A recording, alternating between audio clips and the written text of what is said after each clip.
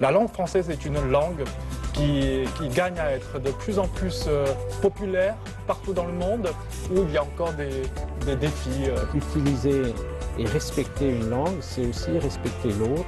Le public qui manifestait beaucoup d'enthousiasme, de joie, très participatif. Comment se caractérise un Suisse rebelle? Alors je dirais qu'il y a 1000 façons d'être rebelle en Suisse. Et je me suis posé la question, en Suisse, est-ce qu'on peut nager à contre-courant quand il n'y a pas de courant? Restez longtemps et venez souvent. Merci.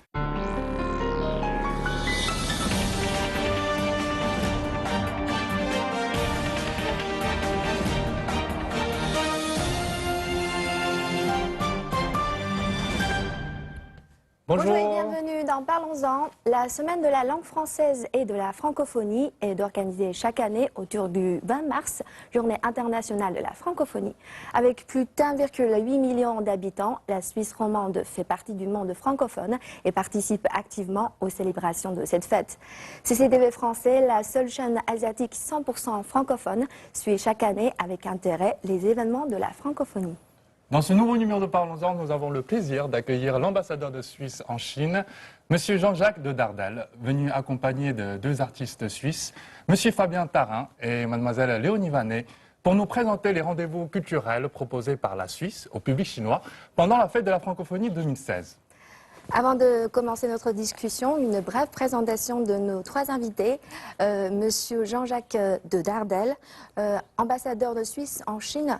La francophonie et vous, c'est une longue amitié, histoire d'amour, oui, puisque vous étiez ambassadeur, ministre culture et francophonie de l'ambassade de Suisse et représentant personnel du président de la Confédération au Conseil de la francophonie. Conseil permanent de la francophonie, oui. Et pendant 2 ans, ambassadeur de Suisse auprès de l'Organisation internationale de la francophonie. Bonjour. Un peu plus. Bonjour, merci de votre accueil. Bonjour. Et Léonie Vanet, artiste, vous avez fait vos études d'art dans une section essentiellement dédiée à la sculpture et à l'installation, tout en menant à côté un travail de dessin et de peinture. Exactement, bonjour. Bonjour. Bonjour. Et Fabien Tarin, auteur, compositeur et chanteur. Votre dernier album, Suisse Rebelle, a reçu le coup de cœur de l'Académie Charles Cros qui décerne tous les ans les grands prix du disque. Exact, bonjour. Bonjour. Bonjour, bienvenue. Bienvenue. Merci. Cette année marque la 21e édition de la Fête de la francophonie et Chine et la Suisse présente de nombreux artistes et rendez-vous culturels dans plusieurs villes chinoises. Monsieur l'ambassadeur, pouvez-vous nous parler de quelques particularités du programme de cette année? Merci de la question. Je peux vous dire que c'est chaque année que nous nous donnons beaucoup de peine pour amener en Chine un nombre important d'acteurs de la scène culturelle suisse et francophone. Et cette année, nous avons le plaisir d'avoir une palette très large. Vous avez ici 2 très dignes représentants des arts et de la culture suisse, Léonie et Fabien. Vous voyez donc que c'est la chanson, ce sont aussi les arts visuels qui sont représentés, mais il y a d'autres chanteurs à Pékin, à Shanghai, ailleurs. Il y a d'autres représentants des arts de la scène. Nous avons des gens de théâtre, des metteurs en scène, mais également de la danse contemporaine. Nous avons des arts visuels très bien représentés avec un grand moderne, c'est-à-dire Giacometti, qui aura une très grande exposition, plus de 250 œuvres, ouverte l'exposition le 22 mars à Shanghai.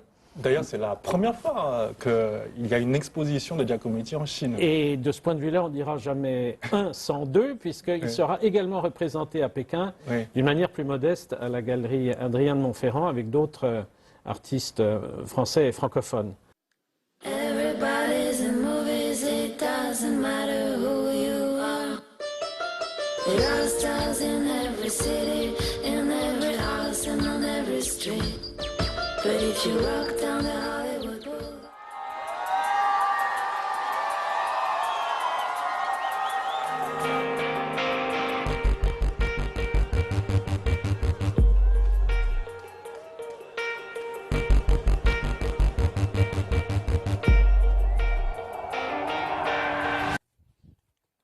Hello, China.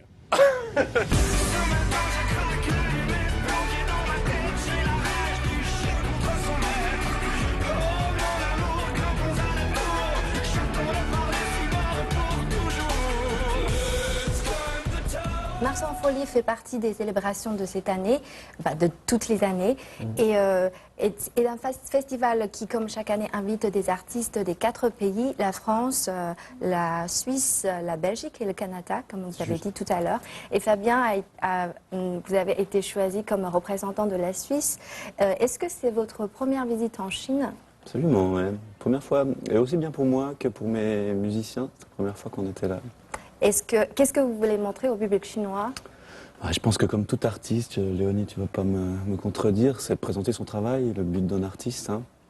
Et puis là, présenter en quoi sa voix propre est particulière, en quoi son chemin peut avoir ou non de l'intérêt pour les autres, en tout cas rencontrer les autres à travers notre travail.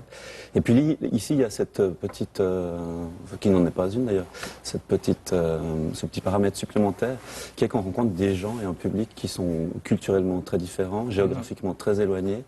Et il y a un petit challenge, en tout cas une petite question là-dessus, comment va être reçu notre travail, et notamment par la langue, vu que moi je m'exprime en français, comment va être reçu le travail, vu qu'ils n'ont pas accès au code, à ce code direct qu'est la langue. Et du coup, ça passe certainement beaucoup par la musique, par de l'intention, par de la gestuelle.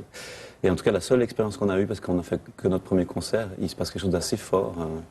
On a été très touchés. Comment ça s'est passé alors? Mais c'est assez hallucinant. C'était dans quelle ville? C'était à Tianjin. À Tianjin. Et il y avait un espèce d'enthousiasme, une espèce de légèreté aussi dans l'accueil. Il y avait des yeux qui étaient tout ronds, tout ouverts. Et je trouvais que c'était une magnifique rencontre. En tout cas, elle nous est vraiment arrivée direct au cœur, cette rencontre. C'est un public qui manifestait beaucoup d'enthousiasme, de joie, très participatif. Et après encore, il y avait des envies de se rencontrer, d'échanger les peu de mots qu'on pouvait avoir entre le français, l'anglais et le mandarin. On a déjà eu des rencontres hier avec des gens qui étaient impliqués dans la musique. L'idée serait de pouvoir continuer à échanger, à éventuellement avoir des possibilités de venir jouer, mais aussi de peut-être s'inspirer de certains musiciens chinois. En tout cas, on est tellement loin d'habitude, on a tellement peu accès à la culture chinoise que quand on y est, oui, alors avec plaisir continuer les liens, ou en tout cas les renforcer ou aller essayer de les amener plus loin, ces liens, oui, clairement. Et Léonie, dans le programme de résidence pour jeunes professionnels francophones qui est organisé cette année dans le domaine de sculpture, vous allez travailler avec des artistes francophones et chinois pour réaliser des œuvres à montrer au public. Quelle est votre impression sur cette façon de coopérer? Alors, déjà, je tiens à préciser que c'est pas la sculpture, c'est gravure. Du coup, on est Gravure sur bois. Gravure sur bois, en fait, toutes les techniques. C'est un grand atelier, le centre Xu Yuan, je ne sais pas si je prononce bien, où c'est vraiment immense et toutes les techniques sont possibles. Il y a des étudiants ou graveurs chinois qui sont sur place, avec qui on collabore aussi. Donc il y a 2 Belges, 2 Québécois, 2 Suisses et 2 Français. Et du coup, on a un travail personnel, chacun de notre côté, et puis un travail collectif où chaque partie... Enfin, du coup, il y a dans chaque groupe un Belge, un Français, un Suisse, un Chinois. Et on travaille en collectif sur une pièce commune. Donc ça, c'est aussi un peu une manière de s'apprivoiser, d'essayer de communiquer ensemble, et puis de découvrir les différentes techniques. C'est vrai qu'on a aussi découvert des choses. Nous, on n'a pas l'habitude de... Par exemple, moi, je fais plutôt de la gravure sur bois. On n'utilise pas du tout le même bois, et du coup, pas du tout la même technique. Et on a tous commencé à graver dans ces plaques, alors que c'était... Enfin, après, on nous a montré que c'était pas vraiment... qu'avec ce bois-là, il fallait utiliser d'autres procédés.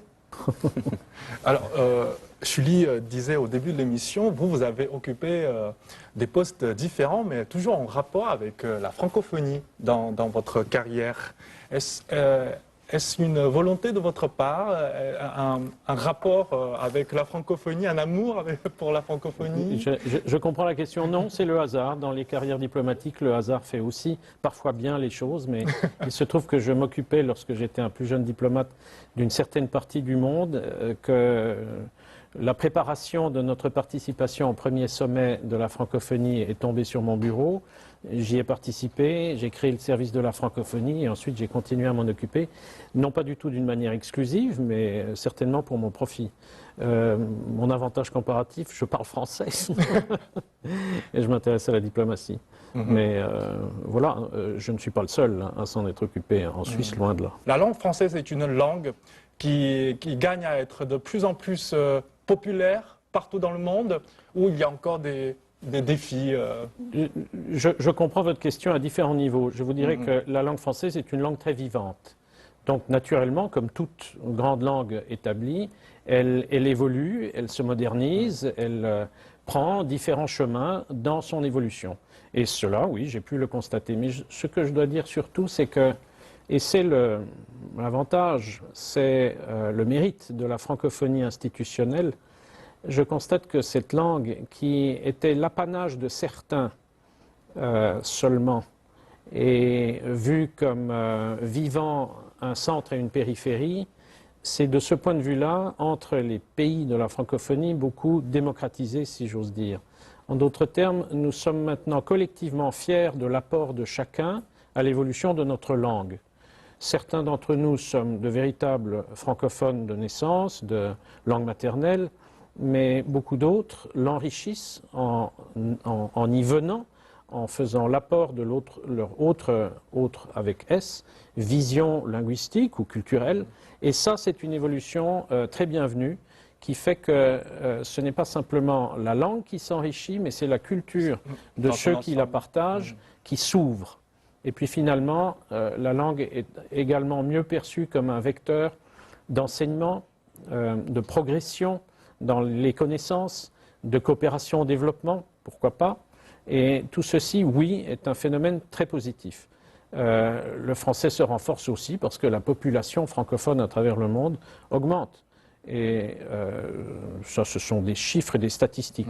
Mais je dirais qu'il y a un rapport qualitatif à cette langue qui est très satisfaisant. Par ailleurs, je dirais que les technologies modernes de l'information, le zapping, l'immédiateté de la communication qui rapproche, fait perdre aussi un certain purisme. Je n'en suis pas un puriste, mais la maîtrise de la langue mérite que l'on s'y attache encore et toujours.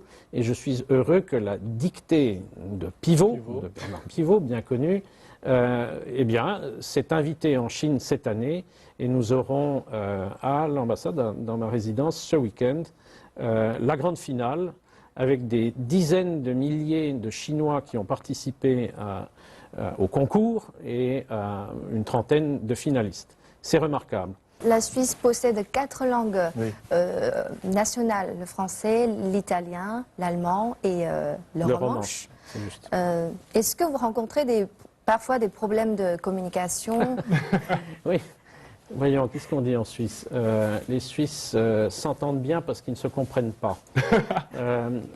Non, je dirais que le fait de vivre dans un espace géographique restreint avec une densité de population élevée et des gens de cultures et de langues différentes amène, selon notre habitude culturelle, à une plus grande tolérance de l'autre, un plus grand respect de l'autre, une réserve peut-être, une volonté de ne pas simplement s'affirmer, mais d'être à l'écoute de l'autre, d'être respectueux les uns des autres. Et le langage courant sera généralement, finalement, celui qui est le mieux parlé entre les deux interlocuteurs. L'anglais fait son apparition également parce que c'est une grande langue internationale et d'affaires, mais nous n'avons pas des problèmes linguistiques au sens où nous refuserions la langue de l'autre ou nous refuserions d'apprendre celle de l'autre. Et Fabien, vous écrivez des paroles de chansons. Et, quel est votre rapport avec le français est-ce qu'il y a une différence, par exemple, le français que vous pratiquez en Suisse par rapport au français pratiqué en France? Alors dans la pratique, évidemment, il y a des expressions régionales qui sont d'ailleurs très diverses et même d'un village à l'autre, on peut avoir quelques expressions différentes. Après, dans ma pratique personnelle, pratique artistique, Je pense que j'ai une langue plutôt d'abord urbaine et contemporaine. C'est pas une langue littéraire dans cette pratique-là. Et puis c'est une langue qui est très proche de celle de la France. Je ne cultive pas le particularisme helvétique dans ma pratique. Et la musique francophone est populaire? Oui, bah alors c'est comme je pense, tous les marchés, entre guillemets, de chaque pays, en tout cas européen. Elle se partage, je pense, en deux, à parts égales, je pense, donc le marché se partage en deux, entre la musique française, au sens large, on va dire francophone plutôt, et puis le gros client de dans tous ces gâteaux-là, la grosse part qui est la part anglophone et anglo-saxonne. Mais du coup, il nous reste bien un bon 50% de musique francophone dans ce qu'on écoute. Alors, parlons un petit peu de votre album, le dernier, Suisse rebelle. J'ai lu quelques titres de chansons de cet album. Elle n'aime pas mes chansons. Écrire avec les pieds, une chanson d'amour toute pourrie. Il y a une espèce d'envie de provocation dans cet album, Je pense d'insolence. Ouais, je pense dans l'écriture en général. Je pars du principe qu'il faut dire les choses et essayer de les dire pour qu'elles nous arrivent le plus profondément possible. Et je pense que si on dit « je t'aime » dans une chanson, je pense que la première personne qui a écrit « je t'aime » dans une chanson, ça devait être extrêmement touchant, extrêmement puissant. Maintenant, c'est comme si c'était un sachet de thé qu'on avait mis 25 fois dans l'eau. Et il n'a plus beaucoup de saveur. Ouais. Donc, le travail d'un artiste, c'est de retrouver une nouvelle façon de le dire. Et souvent, c'est comme une façon de mentir pour dire plus vrai. Notre travail, c'est un peu ça. Et du coup, mon travail, c'est d'essayer de chercher d'autres angles aux caméras, de déplacer le propos juste peut-être de 2 degrés pour qu'il se passe quelque chose. Ouais, exactement. Et susciter comme des réactions chimiques dans notre ressenti, en tout cas dans le ressenti de l'auditeur. Et Suisse rebelle, pourquoi rebelle? À l'intérieur, on a la même sensation. Nous sommes des gens assez consensuels, assez sages, assez mesurés, on va dire. Et du coup, vu que mon travail, c'est aussi d'essayer de parler de moi ou de me découvrir à travers mes créations, du coup, mon environnement géographique et culturel, donc ma suissitude, est importante. Puis j'ai envie de la questionner, de l'interroger. Et puis, il y a de l'autodérision aussi là-dedans. C'est clairement de l'autodérision. Et puis, dans ce sens, c'est une espèce d'oxymore à la Marin d'eau douce, un petit peu. Je trouvais que c'était rigolo de décaler un petit peu l'histoire. Je suis un marin d'eau douce de la rébellion. En fait, toutes les révolutions qui m'ont construite, si je pense dans la culture, j'ai eu beaucoup d'affection, voire d'amour pour une chanteuse française qui s'appelle Anne Sylvestre, qui a beaucoup défendu la cause de la femme dans la société française des années 70. On va parler aussi peut-être des révolutions du rock, des révolutions culturelles qui ont amené le rock ou sociétales. Elles font partie de moi. C'est mes révolutions. Donc quand je me questionne à travers mon regard sur la musique, elles sont là. Et en fait, c'est pas les miennes. Parce qu'elles appartiennent soit à une autre époque, le rock, et je parlais d'Anne Sylvestre, soit à un autre endroit géographique. Et du coup, moi, je me suis construit. En gros, le mot rebelle, je l'avais pris dans le sens nager à contre-courant, qui est une des définitions du mot rebelle. Et je me suis posé la question, en Suisse, est-ce qu'on peut nager à contre-courant quand il n'y a pas de courant? Est-ce qu'on peut se construire en montant face à un mur quand il n'y a pas de mur? Alors bien sûr que c'est possible, évidemment, c'est du coup ma constitution, mais je pense que l'absence de mur, elle a une influence sur notre posture, j'imagine. Et du coup, je trouvais que c'était intéressant de questionner ça. C'est un art, le discours, hein. Everybody's a star. Everybody's in movies, it doesn't matter who you are. There are stars in every city, in every house and on every street. But if you walk down the Hollywood Boulevard, the names are written in concrete.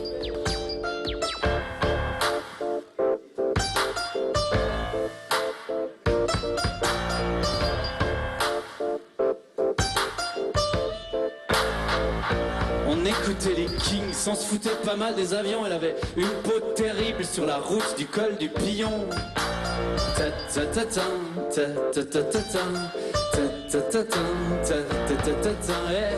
Et puis là, sous les étoiles, on est sorti de la bagnole. Ça caillait un peu comme à Varsovie.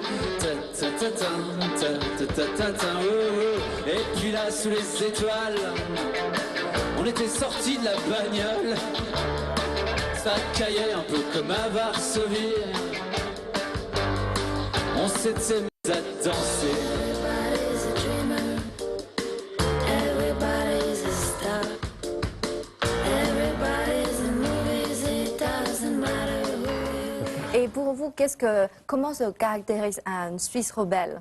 Une Suisse rebelle. Mais vous savez, la société suisse n'est pas de celle contre laquelle on a tous envie tout le temps de se rébeller parce qu'elle vous permet beaucoup de liberté. Et donc, chacun qui veut aller contre le courant, justement, le peut. Et alors, je dirais qu'il y a 1000 façons d'être rebelle en Suisse. C'est d'ailleurs une des raisons pour lesquelles nous sommes tellement créatifs. Regardez les listes de pays créatifs et innovants. Nous sommes premiers depuis 5 ou 6 ans au niveau mondial. Ceci dans une société assez ordonnée, calme, réservée en quelque sorte. Mais c'est, je crois, vraiment les libertés individuelles, les libertés personnelles.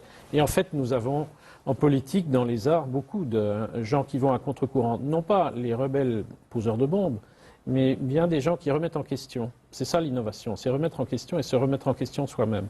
Et ça, je le trouve assez fréquemment chez nous, d'autant plus que, comme nous sommes tous originaire d'un endroit relativement limité quant à sa sphère culturelle propre, un canton, une ville, et au-delà il y a un autre canton, peut-être une autre langue. Nous avons beaucoup d'étrangers également. Nous sommes constamment confrontés à une autre manière de penser. Ça nous amène nous-mêmes, non pas à nous rébeller contre le système, mais contre des idées, des partis pris, des poncifs, et ça fait avancer le pays. Évidemment, d'une manière qui fait moins d'étincelles qu'ailleurs, mais qui, de nouveau, produit de l'innovation et de la créativité. L'amitié des deux pays, ça commence par d'abord une connaissance mutuelle, ensuite une compréhension mutuelle, et ensuite peut-être une confiance qui s'installe, et ensuite une amitié. Donc en ça, la langue et la francophonie, chaque année, c'est un peu à ce rôle essentiel, important en Chine. Le fait est que c'est parfaitement vrai à travers le monde, pouvoir avoir un contact direct, cette immédiateté de la compréhension commune de ce que l'on veut dire l'un à l'autre est toujours aussi un vecteur d'émerveillement face à l'autre. Alors, de ce point de vue-là, nous devons utiliser la langue, comprendre ce qu'elle nous apporte, mais nous devons être attentifs justement à être ouverts à la langue de l'autre et ne pas imposer la sienne. Nous le vivons très fréquemment en Suisse où justement on ne sait pas très bien laquelle des deux, des trois, des quatre langues nous allons employer d'abord, mais on trouve toujours un terrain d'entente puisque c'est la communication, plus que simplement la langue qui est un vecteur. La langue devient un but en soi pour le littérateur, pour le poète, mais au-delà de sa production, il y a encore parfois des traductions de poésie parce que la poésie peut atteindre à l'universel. Mais au départ, pour le commun des mortels dont je suis, effectivement, utiliser et respecter une langue, c'est aussi respecter l'autre, puisqu'elle sert à communiquer. Alors, puisque nous sommes dans la francophonie, au public chinois qui voudrait peut-être découvrir la Suisse et puis apprendre la langue pour ensuite mieux connaître le pays, qu'est-ce que vous pourriez dire au public chinois pour qu'il s'intéresse à ce magnifique pays et puis à la la nourriture, langue. les destinations, les choses à ne pas manquer. Chacun y va de son couplet. C'est nous qui sommes l'Office du tourisme de Suisse. Parce que vous êtes tous ambassadeurs quand Oui, vous venez oui, ici. Bien sûr. C'est vrai, c'est vrai. Alors on ne le fait pas professionnellement, donc on va forcément avoir des avis qui sont les nôtres, assez subjectifs, mais Ce que vous aimez dans la Ouais, vie. ouais, ce que vous aimez, je pense que ce que j'aime et je le privilégie là parce que en allant à l'étranger, c'est pas toujours le cas. On a un rapport très direct avec la nature. Les villes sont petites. on en sort assez facilement et tout de suite la nature est là et des natures assez différentes. On a assez vite des montagnes, on quitte une montagne, on arrive dans un lac, pas dedans parce que c'est un peu difficile, mais on a différents types de montagnes, on a des montagnes qui sont plutôt de l'ordre des collines, on a toute une chaîne qui traverse la Suisse qui s'appelle le Jura, c'est de la basse montagne. Et je pense que ce rapport à la nature qui est assez constant et assez présent en Suisse, c'est, je pense, personnellement ce qui me touche le plus. Léonie? J'allais parler de la même chose parce que je viens des montagnes du coup, Ah, d'où venez-vous en fait? de Morges-en-Montais, au D'accord. Valais. Oui, oui, très bien. En effet, Mais, c'est les hautes montagnes. Piquer Ouais. ton idée. Ouais, exactement, mais qu'est-ce que je vais te dire Bon, peut-être... La gastronomie. La gastronomie, Pas le Le raclette. chocolat suisse. chocolat, fondue, raclette. Après, il y a des spécialités aussi un peu plus locales. Alors, moi, j'habite à Lausanne, donc c'est le canton de Vaud, il y a le papé vaudois. La saucisse au chou avec du poireau et des patates. Ah, vous voyez, Voilà. là, vous allez donner envie aux gens. Exactement. Moi, je vous dirais que, parce que j'habite en Chine, je me suis habitué à constater que les Chinois sont intéressés, aiment beaucoup la Chine, et la Chine, ils l'adorent, mais la Suisse, et la considèrent essentiellement et spontanément, instinctivement, à travers ses beautés naturelles. Alors, je n'aurais pas grand-chose à ajouter à ce sujet, puisque ça, c'est connu. Je dirais que le phénomène urbain, vous avez touché le sujet en passant, les villes suisses sont très bien préservées, sont souvent moyenâgeuses, elles sont belles, elles sont serties dans un environnement magnifique, mais le phénomène urbain en Suisse est sous-évalué, si vous voulez, et il permet de très belles visites. Par ailleurs, nous sommes un pays très riche en musées. Et vraiment, le nombre de musées est impressionnant et donc on peut s'ouvrir l'esprit sur bien plus que simplement de la culture purement locale. La diversité est de mise. Et puis finalement, je dirais que même pour un Chinois francophone, je dirais qu'il n'y a pas que la Suisse francophone qui lui tend ses bras. Puisque à travers l'ensemble du pays, il arrivera toujours à dialoguer avec justement d'autres Suisses qui parlent aussi le français.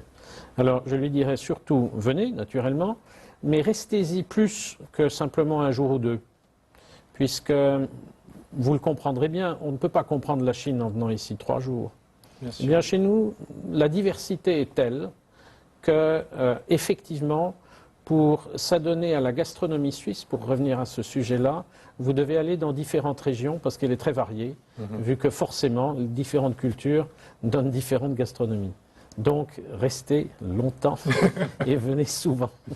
Merci. Ça nous donne envie d'y aller tout de suite. Merci à Venez, vous. venez. Merci d'avoir accepté Merci. notre invitation de venir dans Parlons-en, parler de ce que vous faites cette fois-ci en Chine et puis de la francophonie en général, la francophonie 2016. Alors, je vous invite à clore cette émission avec un morceau de votre dernier album. Qu'est-ce que vous pourriez nous interpréter? Avec plaisir. Alors on va vous faire une chanson qui s'appelle Rockstar, avec mes 2 musiciens qui normalement sont avec des vrais instruments. Ils s'appellent Patrick Dufresne pour la batterie et Raoul Baumann qui joue des claviers. Et là on va tous chanter, on va devenir des chanteurs. Super. Alors, on y va, Rockstar. Tam tam tam tam tam tam tam tam tam tam tam. Les humains sont mauvais, c'est pas moi qui le dis. Ils font de vilaines grimaces et malhonnêtes. Puis ils bétonnent, c'est pas beaucoup plus joli. Les petits poumons de leur petite planète. Les petits poumons de leur petite planète dans leur cœur. À ce qui se dit, c'est un peu comme mon congélateur. Sauf qu'il n'y a pas les petits sachets avec des glaces à l'intérieur. Avec des glaces à l'intérieur. Ouais, si je pouvais, tant qu'à faire, les poser comme sur la banquise. Des phares, des morses, un ours polaire. S'il en reste quelques-uns, ce serait rigolo au moins. Faudrait le faire avant qu'on ne meure, avant qu'il soit trop tard. Mais je suis pas Dieu, non. Je suis qu'une rockstar. Je suis qu'une rockstar.